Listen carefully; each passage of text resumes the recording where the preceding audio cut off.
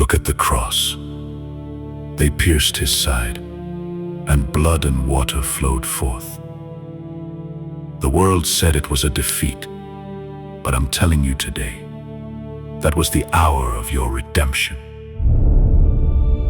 Out of that new Adam flowed the very life of the church, the water that washes, the blood that saves. Calvary and the upper room are one great mystery. That perfect sacrifice is brought into this very moment. He said, "This is my body, this is my blood," and he offers it to you right now.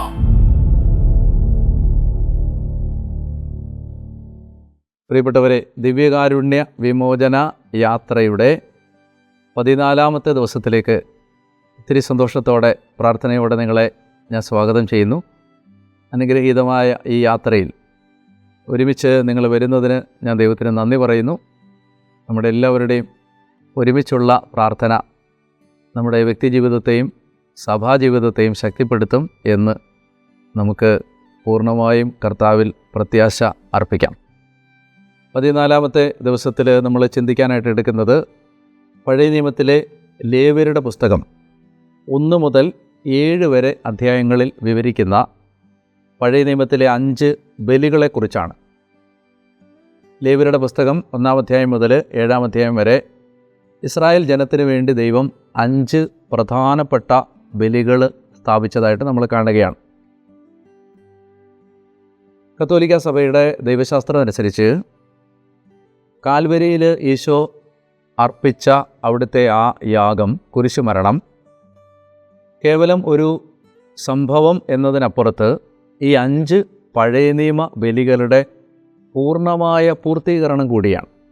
പഴയ നിയമത്തിലെ 5 ബലികളും യേശുവിൻ്റെ കുരിശിലെ ബലിയിൽ പൂർത്തിയാവുകയാണ്. എങ്ങനെയാണ് നമ്മൾ ദിവ്യകാരുണ്യം ഈ ബലികളുടെ പൂർത്തീകരണമായിട്ട് മാറുന്നത് എന്ന് നമ്മളൊന്ന് കാണാൻ ശ്രമിക്കുകയാണ് ഇന്നത്തെ എപ്പിസോഡിൽ. പഴയ നിയമത്തിലെ യഹൂദൻ്റെ ഈ ബലി, 5 ബലികളും ആ ബലികൾ ഓരോ പ്രത്യേക സാഹചര്യങ്ങളിൽ അർപ്പിക്കപ്പെടാൻ വേണ്ടി ദൈവം നിർദ്ദേശിച്ചവയാണ്. അതിൽ ആദ്യത്തേത് നമ്മൾ ലേവ്യരുടെ പുസ്തകം 1-ാം അധ്യായത്തിൽ കാണുന്നത് ദഹനബലി എന്നാണ്. ബേൺട്ട് ഓഫറിങ്, ദഹനബലി. അതിന് ഹീബ്രുവിൽ വിളിക്കുന്ന പേര് ഓല എന്നാണ്. OLAH, ഓല. പഴയ നിയമത്തിൽ ഇത് ദൈവത്തിന് ഒരാൾ നടത്തുന്ന പൂർണ്ണമായ ആത്മസമർപ്പണത്തിൻ്റെ പ്രതീകമായ ബലിയായിരുന്നു. ഇതൊരു സെൽഫ് ഓഫറിങ്ങിന് തുല്യമാണ്. ഒരാൾ സ്വയം അർപ്പിക്കുന്നതിന് തുല്യമാണ്. ഒരു ഊനമില്ലാത്ത മൃഗത്തെ ബലിപീഠത്തിൽ വെച്ച് പൂർണ്ണമായും ദഹിപ്പിക്കും. അതുകൊണ്ടാണ് അതിനെ ദഹനബലി എന്ന് പറയുന്നത്. അതുകൊണ്ട് ആ മൃഗം പൂർണ്ണമായി ഇല്ലാതാവും. അതൊരാൾ തന്നെ പൂർണ്ണമായി ദൈവത്തിന് സമർപ്പിക്കുന്നതിൻ്റെ പ്രതീകമായിരുന്നു. ആ ബലിയിൽ നിന്ന് ബലിവസ്തുക്കൾ ആർക്കും ഭക്ഷിക്കാൻ കിട്ടില്ല, ഭക്ഷിക്കാൻ പാടില്ല. പൂർണ്ണമായ ആരാധനയായിട്ട് ദൈവത്തിന് സമർപ്പിക്കുന്നതാണത്. ഇനി എങ്ങനെയാണ് ഈ ദഹനബലി കർത്താവായ യേശുവിൻ്റെ കുരിശിലെ ബലിയിൽ പൂർത്തിയായത്? കുരിശിൽ ഈശോ പിതാവായ ദൈവത്തിന് തന്നെ സമ്പൂർണ്ണമായി സമർപ്പിച്ചു. എല്ലാം അവിടുന്ന് സമർപ്പിച്ചു. തൻ്റെ ശരീരം, തൻ്റെ രക്തം, അവസാന തുള്ളി രക്തം കഴിയുമ്പോൾ പിന്നെ അവൻ്റെ വിലാവിൽ നിന്ന് വെള്ളം ഒഴുകി. അവൻ്റെ വസ്ത്രങ്ങൾ പട്ടാളക്കാർ പങ്കിട്ടെടുത്തു. അവൻ്റെ അമ്മയെ യോഹന്നാന് കൊടുത്തു. സമ്പൂർണ്ണമായിട്ട് ഈശോ പൂർണ്ണമായിട്ടും ഒടുവിൽ അവൻ്റെ ആത്മാവിനെ സമർപ്പിച്ചു എന്ന് നമ്മൾ കാണുന്നില്ല. അവസാനം എല്ലാം പൂർത്തിയായെന്ന് പറയുമ്പോൾ അത് സമ്പൂർണ്ണമായ ആത്മദാനം ആയിരുന്നു. ഒന്നും പിടിച്ചു വെക്കാതെ എല്ലാം കൊടുത്തു തീർത്തതാണ് കുരിശിൽ നമ്മൾ കാണുന്നത്. അങ്ങനെ ഈശോ സത്യത്തിൽ കുരിശിൽ നടത്തിയത് ഒരർത്ഥത്തിൽ ഒരു ദഹനബലിയാണ്, ഒരു ബേൺഡ് ഓഫറിംഗ് ആണ്. അപ്പോൾ അതുകൊണ്ട് തന്നെ വിശുദ്ധ കുർബാന നമ്മളെ സംബന്ധിച്ചും നമ്മുടെ ജീവിതം സമ്പൂർണ്ണമായി ദൈവത്തിന് സമർപ്പിക്കുന്നതിൻ്റെ ഒരു പ്രഖ്യാപനമാണ് കുർബാന.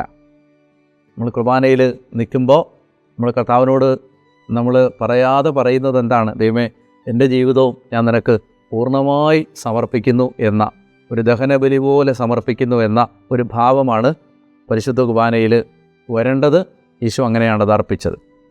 ഇനി നമ്മൾ ലേവ്യരുടെ പുസ്തകം 2-ാം അധ്യായത്തിലേക്ക് പോകുമ്പോൾ അവിടെ കാണുന്ന ബലിയാണ് ധാന്യ ബലി. ഇംഗ്ലീഷിൽ അതിന് ഗ്രെയിൻ ഓഫറിംഗ് എന്നും പറയും, മീൽ ഓഫറിംഗ് എന്നും പറയും.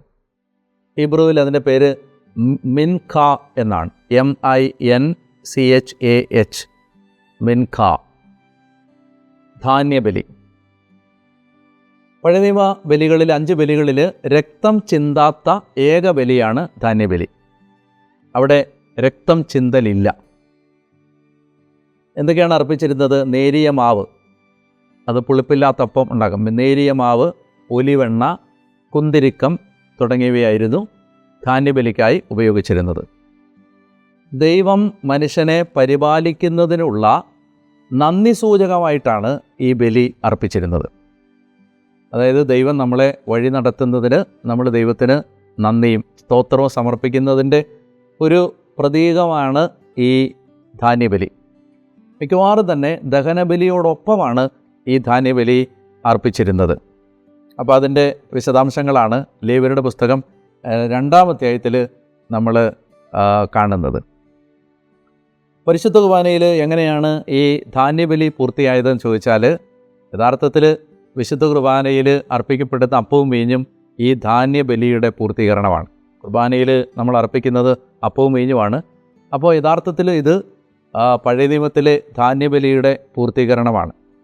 ലത്തീൻ കുർബാനയിൽ പുരോഹിതൻ ഈ ഓഫർ ട്രീ, കാഴ്ച സമർപ്പണം നടത്തുന്ന സമയത്ത് പറയുന്നുണ്ടല്ലോ, fruit of the earth and work of human hands, it will become for us the bread of life എന്ന് പറഞ്ഞാൽ ഭൂമിയുടെ ഫലവും മനുഷ്യൻ്റെ അധ്വാനവുമായ ഈ രഹസ്യങ്ങൾ ഞാൻ നിനക്ക് കാഴ്ചവെക്കുന്നു. അപ്പോൾ നമ്മൾ ഈ ക്രിസ്തുവിൻ്റെ ബലിയാണ്, ക്രിസ്തു സമർപ്പിച്ച ബലിയാണ് എങ്കിലും നമ്മുടെ എല്ലാ അധ്വാനവും, നമ്മുടെ പരിശ്രമങ്ങളും, നമ്മുടെ പ്രാർത്ഥനകളും, നമ്മുടെ വേദനകളും, നമ്മുടെ ജീവിത സാഹചര്യങ്ങളുമെല്ലാം ഇതിനോട് ചേർത്ത് വെക്കുന്നു എന്നാണ് ആ പ്രാർത്ഥനയുടെ അർത്ഥം. അപ്പം അതുകൊണ്ട് ഈ രക്തരഹിതമായ ബലി കർത്താവ് ഈശോ മിശിഹാ അപ്പത്തിൻ്റെയും വീഞ്ഞിൻ്റെയും സാദൃശ്യത്തിൽ നമുക്ക് വേണ്ടി തൻ്റെ ബലിയെ സമർപ്പിച്ച് തന്ന ആ അന്ത്യത്താഴ ബലിയെ സൂചിപ്പിക്കുന്നതാണ്. അതുകൊണ്ട് നമ്മൾ ഈ കുർബാന അർപ്പിക്കുമ്പോൾ യഥാർത്ഥത്തിൽ ഇത് പഴയ നിയമത്തിലെ ഒരു ധാന്യബലിയുടെ ഒരു പൂർത്തീകരണം കൂടിയാണ് എന്ന് നമ്മൾ മനസ്സിലാക്കണം. ഇനി ലേവ്യരുടെ പുസ്തകത്തിൻ്റെ 3-ാമത്തെ അധ്യായത്തിൽ നമ്മൾ കാണുന്ന ബലിയാണ് സമാധാന ബലി, അല്ലെങ്കിൽ സ്തോത്രബലി എന്നും അതിനെ പറയാറുണ്ട്. കൃതജ്ഞതാബലി, പല പേരുകളിൽ പറയാം. സമാധാന ബലി, അല്ലെങ്കിൽ അതിനെ സ്തോത്രബലി എന്ന് പറയാം. അതുപോലെ കൃതജ്ഞതാബലി എന്ന് പറയാം. ഇംഗ്ലീഷിൽ peace offering, thanksgiving offering. ഹീബ്രുവിൽ അതിനെ തോദ എന്നാണ് പറയുന്നത്, TODAH, തോദ എന്നാണ് അതിനെ വിളിച്ചിരുന്നത്. പഴയ നിയമത്തിൽ ഈ ബലി ദൈവത്തിൽ നിന്ന് ഒരു മനുഷ്യൻ സ്വീകരിച്ച അനുഗ്രഹങ്ങൾക്ക് നന്ദി സൂചകമായിട്ട് അർപ്പിച്ച ബലിയാണ്. ഇതൊരു നന്ദി സൂചകമായിട്ട് സമർപ്പിച്ച ബലിയാണ്. ഈ അർപ്പിക്കുന്ന ആ ബലിമൃഗത്തിൻ്റെ മാംസം പുരോഹിതനും ഭക്ഷിക്കാമായിരുന്നു. അതുപോലെ തന്നെ ബലിയർപ്പകനും അത് കൊടുക്കുന്ന ആ ബലി അർപ്പിക്കാൻ ആ മൃഗത്തെ കൊണ്ടുവരുന്ന ആൾക്കും അത് ഭക്ഷിക്കാമായിരുന്നു. ഇനി ഇതിൻ്റെ ഈ പറയുന്ന ആദ്യത്തെ ആ സമാധാന ബലിയുടെ ഒരു വകഭേദമാണ്, വേറൊരു ഫോമാണ് സ്തോത്രബലി. തോതാന്ന് ഞാൻ പറഞ്ഞ സ്തോത്രബലി. അത് പുളിപ്പില്ലാത്ത അപ്പം ഉപയോഗിച്ചാണ് ആ സ്തോത്രബലി അർപ്പിച്ചിരുന്നത്. ഈ മിശിഹായുടെ കാലം എത്തുമ്പോഴേക്കും യഹൂദ റബ്ബിമാർ ഇങ്ങനെ പ്രവചിച്ചിരുന്നു, ഇങ്ങനെ പറയുമായിരുന്നു, മിശിഹായുടെ കാലം എത്തുമ്പോഴേക്കും ഈ തോത മാത്രമേ ഉണ്ടാകൂ എന്ന് പറഞ്ഞാൽ സ്തോത്രബലി മാത്രമേ ഉണ്ടാകൂ, ബാക്കി എല്ലാ ബലികളും ഇല്ലാതാവും എന്ന് യഹൂദ റബ്ബിമാരുടെ ഇടയിൽ ഒരു ടീച്ചിങ് ഉണ്ടായിരുന്നു. എങ്ങനെയാണ് ഈ സമാധാന ബലി അല്ലെങ്കിൽ ഈ സ്തോത്രബലി എങ്ങനെയാണ് ക്രിസ്തുവിൻ്റെ ബലിയിൽ പൂർത്തിയാവുന്നതെന്ന് ചോദിച്ചാൽ, വിശുദ്ധ കുർബാനയ്ക്ക് ഗ്രീക്ക് ഉപയോഗിക്കുന്ന വാക്ക് യൂക്കരിസ്റ്റ് എന്നാണ്, യൂക്കരസ്തിയ. അതിനർത്ഥം തന്നെ കൃതജ്ഞത അല്ലെങ്കിൽ സ്തോത്രം എന്നാണ്. വിശുദ്ധ കുർബാന ഈ സമാധാന ബലിയുടെ പൂർത്തീകരണമാണ്. ദൈവം നമ്മുടെ മേൽ വർഷിച്ച ദാനങ്ങൾക്കും നന്മകൾക്കുമെല്ലാം നന്ദി പറയുന്ന കൃതജ്ഞത, സ്തോത്ര, സമാധാന ബലിയാണ് പരിശുദ്ധ കുർബാന. ഇത് ദൈവത്തെയും മനുഷ്യരെയും തമ്മിൽ അനുരഞ്ജിപ്പിക്കുന്ന, ഒന്നാകാൻ സഹായിക്കുന്ന, അതുപോലെ തന്നെ ആ ബലിപീഠത്തിൽ നിന്നുള്ള വസ്തുക്കൾ പങ്കിട്ടെടുത്ത് ഭക്ഷിച്ചിരുന്നത് പോലെ തന്നെ നമുക്ക് ദൈവത്തിൽ നിന്ന് കർത്താവിനെ തന്നെ, ദൈവത്തെ തന്നെ പ്രാപിക്കാൻ സഹായിക്കുന്ന ബലിയാണ് വിശുദ്ധ കുർബാന. നമുക്കതുകൊണ്ട് ഇത് ഈ മൂന്നാമത്തെ ബലിയുടെ പൂർത്തീകരണമായിട്ട് നമുക്ക് കാണാവുന്നതാണ്. ഇനി ലേവ്യരുടെ പുസ്തകത്തിൻ്റെ 4-ാം അധ്യായത്തിൽ നമ്മൾ കാണുന്നത് പാപപരിഹാര ബലിയാണ്. സിൻ ഓഫറിങ്, പാപപരിഹാര ബലി. അതിന് ഹീബ്രുവിൽ പറയുന്നത് ചത്താത്ത് എന്നാണ്. CHATTAT. എന്താണ് ഈ ബലി? പഴയ നിയമത്തിൽ ആരെങ്കിലും ഒരാൾ അബദ്ധവശാൽ പാപം ചെയ്തു പോയാൽ ഒരു മൃഗത്തെ കൊണ്ടുവന്ന് ആ മൃഗത്തെ ബലിയർപ്പിച്ച് മൃഗത്തിൻ്റെ രക്തം ബലിപീഠത്തിൽ തളിക്കും. ഇത് പാപപരിഹാര ബലിയാണ്. അതായത് ആരെങ്കിലും അറിവില്ലായ്മ മൂലം പാപം ചെയ്താൽ ഈ മൃഗത്തെ കൊണ്ടുവന്ന് ആ മൃഗത്തിൻ്റെ രക്തമെടുത്ത് അത് ശ്രീകോവിലിലും ബലിപീഠത്തിലുമൊക്കെ തളിക്കുന്ന അങ്ങനെ ഒരു ബലിയായിരുന്നു. അത് പാപത്തിന് പരിഹാരമായിട്ട്. പുതിയ നിയമത്തിലേക്ക് വരുമ്പോൾ മനുഷ്യകുലത്തിൻ്റെ മുഴുവൻ പാപങ്ങളും ഏറ്റെടുത്ത് തന്നെ ബലിയാക്കി മാറ്റിയ കർത്താവായ യേശുവിൻ്റെ കുരിശിലെ ആ ബലി മനുഷ്യൻ്റെ പാപപരിഹാരത്തിന് വേണ്ടി അർപ്പിക്കപ്പെട്ട ബലിയാണ്. അതുകൊണ്ടാണ് കുർബാനയുടെ സ്ഥാപന വചനത്തിൽ ഇത് പാപമോചനത്തിനായി അനേകർക്ക് വേണ്ടി ചിന്തപ്പെടുന്ന എൻ്റെ രക്തമാണ് എന്ന് പറയുന്നത്. മാരക പാപങ്ങൾ നമ്മൾ കുമ്പസാരക്കൂട്ടിൽ ഏറ്റുപറഞ്ഞ് മോചനം പ്രാപിക്കും. സഭയുടെ പ്രബോധനം അനുസരിച്ച് വിശുദ്ധ കുർബാനയിൽ വീനിയൽ സിൻസ്, ലഘുപാപങ്ങളെല്ലാം തന്നെ പരിഹരിക്കപ്പെടുന്നുണ്ട്. ഞങ്ങളുടെ മലങ്കര കുർബാനയിൽ ഈ വിശ്വാസ പ്രമാണത്തിന് മുമ്പ് ഒരു അബ്സല്യൂഷൻ പ്രാർത്ഥനയുണ്ട്. എന്ന് പറഞ്ഞാൽ ഒരു പാപമോചന പ്രാർത്ഥന തന്നെയുണ്ട്. അതിൻ്റെ അവസാനം എങ്ങനെയാണ്? ദൈവത്തിൽ നിന്ന് കടങ്ങൾക്ക് പരിഹാരവും പാപങ്ങൾക്ക് മോചനവും 2 ലോകങ്ങളിൽ എന്നേക്കും ഉണ്ടാവട്ടെ എന്ന് പറഞ്ഞ് കുമ്പസാരക്കൂട്ടിലെ അതേ അബ്സല്യൂഷൻ തന്നെയാണ് കുർബാനയിലും ലഭിക്കുന്നത്. അതൊരു പാപപരിഹാര ബലിയാണ്. ഇനി അവസാനത്തേത് പ്രായശ്ചിത്ത ബലിയാണ്. അവസാനത്തെ ബലി പ്രായശ്ചിത്ത ബലിയാണ്. അതിനെക്കുറിച്ച് നമ്മൾ കാണുന്നത് 5-ാം അധ്യായത്തിൻ്റെ അവസാനത്തെ ഭാഗത്താണ്. 5-ാം അധ്യായത്തിൻ്റെ അവസാന ഭാഗത്താണ് നമ്മൾ പ്രായശ്ചിത്ത ബലിയെക്കുറിച്ച് കാണുന്നത്. ഗിൽറ്റ് ഓഫറിങ് എന്നാണ് അതിനെ വിളിക്കുന്നത് ഇംഗ്ലീഷിൽ. Guilt offering. ഹീബ്രുവിൽ അതിനെ ആഷാം എന്നാണ്. ASHAM. പഴയ നിയമത്തിൽ ഇത് പാപപരിഹാര ബലിക്ക് തുല്യമാണ്. എന്നാൽ ഈ ബലി, അതിൻ്റെ വ്യത്യാസം എന്താണെന്ന് ചോദിച്ചാൽ, ഇത് നഷ്ടപരിഹാരം ആവശ്യമായിരിക്കുന്ന ചില കുറ്റങ്ങളുണ്ട്. ഉദാഹരണത്തിന് ആരുടെയെങ്കിലും വസ്തു മോഷ്ടിച്ചെടുത്താൽ അതിന് നഷ്ടപരിഹാരം കൊടുക്കണം.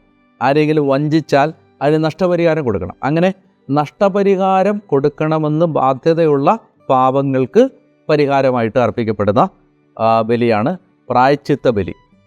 കുറ്റം ചെയ്തയാൾ നഷ്ടപരിഹാരവും പിഴയും കൊടുത്തതിന് ശേഷം ഈ മൃഗത്തെ പ്രായശ്ചിത്തമായിട്ട് അർപ്പിക്കണം. എന്ന് പറഞ്ഞാൽ നമ്മൾ ഏത് പാപം ചെയ്യുമ്പോഴും നമുക്ക് അത് മനുഷ്യരോട് ചെയ്യുന്നൊരു ദ്രോഹമുണ്ട്, ദൈവത്തോട് ചെയ്യുന്നൊരു ദ്രോഹമുണ്ട്. 2 തലമുണ്ടല്ലോ പാപത്തിന്. അപ്പം അങ്ങനെ വരുമ്പോൾ ഒരാൾ പാപം ചെയ്താൽ ഈ പാവം ആരോടാണ് ചെയ്തത് അയാൾക്ക് നഷ്ടപരിഹാരം കൊടുക്കണം, പിഴ കൊടുക്കണം. എന്നിട്ട് കർത്താവിനോട് പ്രായശ്ചിത്തം അപേക്ഷിച്ച് ഈ പ്രായശ്ചിത്ത ബലി അർപ്പിക്കണം. മനുഷ്യൻ്റെ പാപം ദൈവത്തിൻ്റെ അനന്തമായ നീതിക്ക് വരുത്തിയ കടം വീട്ടാൻ ഒരു മനുഷ്യന് സാധിക്കില്ല എന്ന് നമ്മൾ സങ്കീർത്തനത്തിൽ വായിക്കുന്നുണ്ടല്ലോ. എത്രയായാലും അത് തികയില്ല, മനുഷ്യന് തൻ്റെ കടം വീട്ടാൻ കഴിയില്ല. അപ്പോൾ അതുകൊണ്ട് ക്രിസ്തു ഒരു പ്രായശ്ചിത്തമായി, നമ്മുടെ എല്ലാ പാപത്തിനുമുള്ള പ്രായശ്ചിത്തമായി തന്നെ കുരിശിൽ അർപ്പിച്ചു. അതുകൊണ്ട് നമ്മുടെ സഭയുടെ വിശ്വാസം അനുസരിച്ച് വിശുദ്ധ കുർബാന നമ്മുടെ പാപങ്ങൾക്കുള്ള പ്രായശ്ചിത്ത ബലി കൂടെയാണ്. നമ്മൾ ദൈവത്തോട് മനുഷ്യരോടും ചെയ്ത പാപത്തിൻ്റെ കടം വീട്ടാൻ ഈ ബലി പിതാവായ ദൈവത്തിന് അർപ്പിക്കുകയാണ്. പ്രിയപ്പെട്ടവരെ, ഈ 5 പഴയ നിയമ ബലികളും യേശുക്രിസ്തുവിൻ്റെ കുരിശിലെ ബലിയിൽ പൂർത്തിയായി. അതുകൊണ്ട് ഈ ബലിയിലൂടെ എല്ലാം പഴയ നിയമത്തിൽ മനുഷ്യന് കിട്ടിയിരുന്ന എല്ലാ കാര്യങ്ങളും അതിൻ്റെ പൂർണ്ണതയിൽ നമ്മളിലേക്ക് കടന്നു വരുന്നത് ഈ പരിശുദ്ധ കുർബാനയിലൂടെയാണ്. അതുകൊണ്ട് നമുക്ക് ഈ കുർബാനയിൽ പങ്കെടുക്കുമ്പോൾ എന്തെല്ലാം വിധത്തിലാണ് ഒരു കുർബാന നമുക്ക് അനുഗ്രഹമായിട്ട് മാറുന്നത്. അത് നമുക്ക് നമ്മളെ തന്നെ സമ്പൂർണ്ണമായി അർപ്പിക്കുന്നതിൻ്റെ പ്രതീകമാണ്. നമ്മൾ ദൈവത്തിൽ നിന്ന് കർത്താവിന് കൊടുക്കാതെ നമ്മളെ പിടിച്ചു വെച്ച് അല്ലെങ്കിൽ നമ്മൾ എന്തെല്ലാം ദൈവത്തിന് സമർപ്പിക്കാതിരുന്നോ അതിനെല്ലാം പരിഹാരമാണ് സമ്പൂർണ്ണമായ സമർപ്പണം. പിന്നെ രണ്ടാമതായിട്ട് നമ്മൾ കാണേണ്ടത് ഈ കുർബാന എന്ന് പറയുന്നത് ഒരു ദൈവം നമ്മളെ പരിപാലിക്കുന്നതിന് നമ്മൾ കർത്താവിന് നന്ദി പറഞ്ഞുകൊണ്ട് അർപ്പിക്കുന്ന ഒരു ധാന്യബലിയാണ്. പിന്നെ അതൊരു അനുരഞ്ജനത്തിൻ്റെയും സമാധാനത്തിൻ്റെയും ബലിയാണ്, സ്തോത്രബലിയാണ്, കൃതജ്ഞതാ ബലിയാണ്, അത് പാപപരിഹാര ബലിയാണ്, അത് പ്രായശ്ചിത്ത ബലിയാണ്. ഏതെല്ലാം തലങ്ങളിലാണ് വിശുദ്ധ കുർബാന യഥാർത്ഥത്തിൽ നമുക്ക് ഒരു അനുഗ്രഹമായിട്ട് മാറുന്നത്. അതുകൊണ്ട് നമുക്ക് ഇന്നത്തെ ദിവസം നമ്മൾ ഈ ചിന്തകൾ മനസ്സിൽ വെച്ചുകൊണ്ട് മുന്നോട്ട് പോകാം. നിങ്ങൾ മറന്നു പോകാതിരിക്കാൻ ഞാൻ ചില കാര്യങ്ങൾ ഒരിക്കൽ കൂടി ഒന്ന് ഓർമ്മിപ്പിക്കുകയാണ്. നമ്മൾ 40 ദിവസം നീളുന്ന ഒരു പ്രാർത്ഥനാ യാത്രയാണ് നടത്തിക്കൊണ്ടിരിക്കുന്നത്. ബൈബിളിൽ 40 ദിവസത്തെ പ്രാർത്ഥന വളരെ ശക്തിയുള്ള പ്രാർത്ഥനയാണ്. അതുകൊണ്ട് ഈ പ്രാർത്ഥനയിൽ പങ്കുചേരുമ്പോൾ നമുക്ക് ഒരുപാട് അനുഗ്രഹങ്ങൾ കിട്ടും. നമ്മുടെ ആത്മീയ ജീവിതം ഒരു പടി കൂടി ഉയരും. നമ്മളെപ്പോഴും ഓർത്തിരിക്കണം, എന്തെല്ലാം പ്രയാസം വന്നാലും നിങ്ങൾ മടുക്കരുത്. കാരണം ഇതിലൂടെ നമുക്ക് ലഭിക്കാൻ പോകുന്ന നന്മ അത്ര വലുതാണെന്ന് നിങ്ങൾ ഓർത്തോണം. അപ്പോൾ നമുക്ക് കുറച്ച് കഷ്ടപ്പെടേണ്ടി വരും. നമ്മൾ ഇതൊക്കെ ചെയ്യാൻ, അല്ലെങ്കിൽ പറയുന്ന ഭാഗമൊക്കെ വായിക്കാൻ, വചനം വായിക്കാൻ, പ്രാർത്ഥിക്കാൻ, വിശുദ്ധ കുർബാനയ്ക്കൊന്നും മുടങ്ങാതെ പോകാൻ എല്ലാം കുറച്ച് കഷ്ടപ്പെടേണ്ടി വരും. പക്ഷേ അത് നിങ്ങൾ ഒരു വലിയ ആത്മീയ പോരാട്ടമായിട്ട് തന്നെ കാണണം. പൂർവികർക്ക് വേണ്ടി പ്രാർത്ഥിക്കാൻ ആ ചാർട്ട് ഫില്ല് ചെയ്യണം. പിന്നെ ആ പ്രെയർ ചൊല്ലണം. 1 മണിക്കൂർ ദിവ്യകാരുണ്യ ആരാധനയിൽ പങ്കെടുക്കണം. എന്നും മുടങ്ങാതെ കുർബാനയ്ക്ക് പോകണം. പൂർണ്ണ കുംഭസാരത്തിന് ഒരുങ്ങണം. നല്ല പ്രാർത്ഥനയിൽ ഈ ദിവസങ്ങൾ ചെലവഴിക്കാൻ കഴിയട്ടെ എന്ന് ഞാൻ പ്രാർത്ഥിക്കുന്നു. വലിയ ദൈവകൃപകൾ നേരുന്നു. നമുക്ക് ആരാധനയുടെ ആശീർവാദം സ്വീകരിക്കാനായിട്ട് ഒരുങ്ങാം. പരിശുദ്ധ പരമ ദിവ്യകാരുണ്യേശോയ്ക്ക് നേരവും ആരാധനയും സ്തുതിയും പുകഴ്ചയും ഉണ്ടായിരിക്കട്ടെ. പ്രിയമുള്ളവരെ, സമ്പൂർണ്ണമായ ആരാധനയാണ് പരിശുദ്ധ കുർബാനയെന്ന് തിരിച്ചറിയാൻ, ദിവ്യകാരുണ്യത്തെക്കാൾ വലുതായി ഒരാരാധന ഇല്ലെന്ന് മനസ്സിലാക്കാൻ കർത്താവ് ഹൃദയം തുറക്കാൻ നമുക്ക് പ്രാർത്ഥിക്കാം. ദൈവമായ കർത്താവെ, 40 ദിവസം നീണ്ടു നിൽക്കുന്ന ഈ ആത്മീയ യാത്രയിൽ പങ്കുചേരാനുള്ള കൃപാവരം ഞങ്ങൾക്ക് തന്നതിന് ഞങ്ങൾ അങ്ങേക്ക് നന്ദി പറയുന്നു. ദൈവമേ, ഈ ശുശ്രൂഷയിൽ പങ്കെടുത്തുകൊണ്ടിരിക്കുന്ന ഈ പ്രിയ മക്കളെ ഈ സമയത്ത് അവിടുത്തെ മുമ്പിലേക്ക്, അവിടുത്തെ ഹൃദയത്തിലേക്ക് ചേർത്ത് വെക്കുന്നു. കർത്താവ് ആകർഷിച്ചാലല്ലാതെ ഞങ്ങൾക്ക് അങ്ങയുടെ അടുത്തേക്ക് വരാൻ കഴിയില്ല. ദൈവമേ, ആത്മീയ ദാഹം ഞങ്ങളിൽ വർദ്ധിപ്പിച്ച് തന്ന് അങ്ങയെ സ്നേഹിക്കാൻ ഒരു കൃപ ഞങ്ങളിൽ തുറന്ന് ഞങ്ങളെ സഹായിക്കണം. പ്രത്യേകിച്ച് കർത്താവെ, ഞങ്ങൾ നടത്തുന്ന ഏത് പ്രാർത്ഥനയെക്കാളും മഹോന്നതമാണ് ദിവ്യകാരുണ്യ അർപ്പണം, പരിശുദ്ധ കുർബാനയിൽ പങ്കെടുക്കുന്നത് എന്ന് തിരിച്ചറിയാൻ ഞങ്ങളുടെ യഥാർത്ഥ സമ്പൂർണ്ണ ആരാധന യേശുക്രിസ്തുവിൻ്റെ കുരിശിലെ ബലിയിൽ പങ്കെടുക്കുന്നതാണെന്ന് തിരിച്ചറിയാൻ ഞങ്ങളെ സഹായിക്കണമേ. പ്രത്യേകിച്ച് പഴയ നിയമത്തിലെ എല്ലാ ബലികളും പുതിയ നിയമത്തിലെ ഈ കുരിശിലെ ബലിയിൽ പൂർത്തിയാവുമ്പോൾ ഞങ്ങൾക്ക് മനുഷ്യരെന്ന നിലയിൽ സമർപ്പിക്കാൻ കഴിയുന്ന ഏറ്റവും ഉന്നതമായ ആരാധനയാണ് പരിശുദ്ധ കുർബാനയെന്ന് മനസ്സിലാക്കാൻ ഞങ്ങളെ സഹായിക്കണമേ. അതിനായി എല്ലാ ഹൃദയങ്ങളെയും ഈ നാളുകളിൽ അവിടുന്ന് ഉണർത്തണമേ. ദിവ്യകാരുണ്യ ഭക്തി വർദ്ധിക്കാൻ ഈ ശുശ്രൂഷ ഇടയാക്കണമേ. അനേകരുടെ ജീവിതം പരിശുദ്ധ കുർബാനയോട് ബന്ധപ്പെട്ടതായി മാറാനും യഥാർത്ഥ ആരാധകരായി മാറാനും ദൈവമേ അങ്ങ് സഹായിക്കണം എന്ന് പ്രാർത്ഥിക്കുന്നു. പ്രിയമുള്ളവരെ, ഈ നിയോഗങ്ങളോടെ നമ്മുടെ എല്ലാ വേദനകളും യേശുവിന് കൊടുത്ത് നമുക്ക് ഇന്നത്തെ ആശീർവാദം സ്വീകരിക്കാം. സർവശക്തനായ ദൈവം നിങ്ങളെ അനുഗ്രഹിച്ച് ആശീർവദിക്കട്ടെ. നിങ്ങളുടെ കുടുംബങ്ങൾ, നിങ്ങളുടെ വ്യക്തിജീവിതം, നിങ്ങളുടെ ദാമ്പത്യം, നിങ്ങളുടെ ബന്ധങ്ങൾ, നിങ്ങളുടെ വരുമാന മാർഗങ്ങൾ, നിങ്ങളുടെ മക്കൾ, നിങ്ങളുടെ തലമുറകൾ, നിങ്ങളുടെ വാഹനങ്ങൾ, നിങ്ങളുടെ ജീവിതവുമായി ബന്ധപ്പെട്ട മേഖലകളെല്ലാം കർത്താവ് ആശീർവദിച്ച് അനുഗ്രഹിക്കട്ടെ. ദൈവമായ കർത്താവ് ദൈവത്തോടുള്ള അഗാധമായ സ്നേഹം, ഈശോയോടുള്ള ആഴമായ ബന്ധം നിങ്ങളുടെ ഹൃദയത്തിൽ വർദ്ധിപ്പിക്കട്ടെ. നിങ്ങളുടെ തലമുറകളിൽ, നിങ്ങളുടെ കുടുംബാംഗങ്ങളിൽ, പ്രിയപ്പെട്ടവരിലെല്ലാം കർത്താവിനോടുള്ള ഭക്തി വർദ്ധിക്കാനിടയാവട്ടെ. ദൈവസ്നേഹം നിറഞ്ഞവരായി നിങ്ങൾ മാറട്ടെ. നിങ്ങളുടെ ജീവിതത്തിൻ്റെ സകല വേദനകളും രോഗങ്ങളും തകർച്ചകളും ഞെരുക്കങ്ങളും കർത്താവ് എടുത്തു മാറ്റട്ടെ. യേശുവിൻ്റെ വിലയേറിയ തിരുശരീരത്തിൻ്റെ അനന്തമായ യോഗ്യതകളാൽ തന്നെ. ആമേൻ. പരിശുദ്ധ പരമദിവ്യകാരുണ്യത്തിന് എന്നേരവും ആരാധനയും സ്തുതിയും പുകഴ്ചയും ഉണ്ടായിരിക്കട്ടെ.